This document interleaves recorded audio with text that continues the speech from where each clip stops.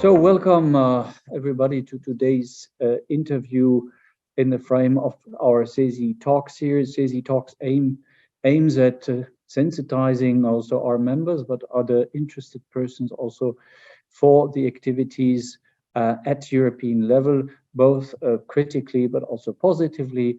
And today I have with me the Secretary General Alejandro Martínez of the European Autonomous Train Drivers Union.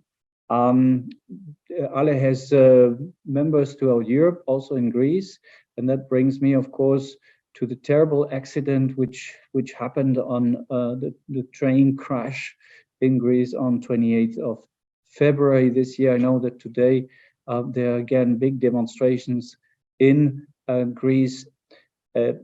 Alejandro, you're an expert. What happened? Yes, Klaus, thank you very much for the possibility of having this interview today. First of all, I have to say that the whole European train drivers family, also the railway staff in general, are very sad for this situation, for this accident. We don't understand how this can happen in the 21st century. And the memory of the people, of course, and the colleagues who passed away and the families will remain in our mind for years. So what happened? It's difficult to say. The investigation is in course, but we have many things to say about this accident, because from our point of view, there has been a lack of attention, a lack of investment. The system in Greece is not valid nor safe. And we don't understand at all the causes of this accident, because we think that the European railway system is safe, but we find sometimes situations like what happened here in Greece, where the system has been denounced many times from our side at EU level, from our colleagues in Greece at local level. But it seems that the institutions are not taking the proper attention to this lack of investment, of training, of signaling in addition. So a proper risk assessment in the Greek railway industry has not taken place from our point of view. We have sent many letters to the EU Commission regarding this situation. And of course, we have also spoken with Greek institutions about what could ever happen, and this kind of problems that may occur. And finally, and sadly, something has happened.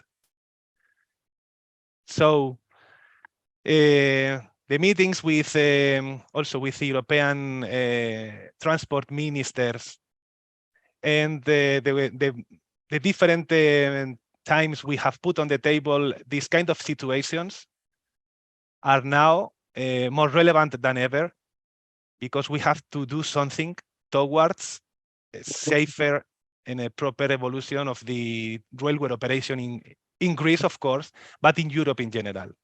It cannot happen anymore.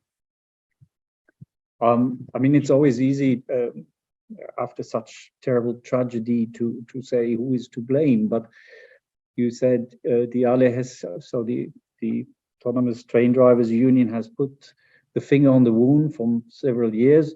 I also know that the European Commission has put the issue on the table for quite a while already. Who is to blame? I mean, I guess the victims, the families of the victims will probably sooner or later. I mean, you said, of course, this is an ongoing investigation, but according you spoke of a lack of attention, you spoke of a lack of investment, you spoke of lack of training. Is it too early to say this is this institution, this person is to blame, or are there already some elements which would allow to indicate here into, or to point into a certain direction? Yes, I think it's too early, because every time an accident or an incident in railways happen, the investigation is necessary, of course. And to say something now, in this case, may have not the correct impact on the audience. So yes, but we cannot continue with this kind of situations. We cannot continue with the lack of investment, with the kind of attention to these situations. So we have a system now where the companies running trains are allowed to more or less to act in the way they want. So it is translated into less investment, again, and less training of the railway staff.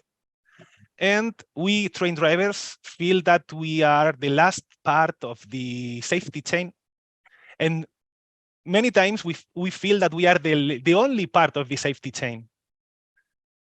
So to put this responsibility on the frontline workers like the train drivers, and not taking into account the human factor, not putting barriers to avoid the possibility of a failure from the human who is in charge of the operation of the train, is always an error, and it will, in the end, allow a situation like this, where everything goes wrong. So you mentioned it, more attention must be paid to investment, to training, train drivers who are the last link, as you said, in the safety chain. What lessons can we draw for the future? What must happen now? After an accident or an incident in railways, we always, sadly, learn lessons for the future. This is the reason why we always ask for a prevention, not only for reaction after an accident. Now the situation in Greece is, as you may know, the population, everyone is affected by this situation.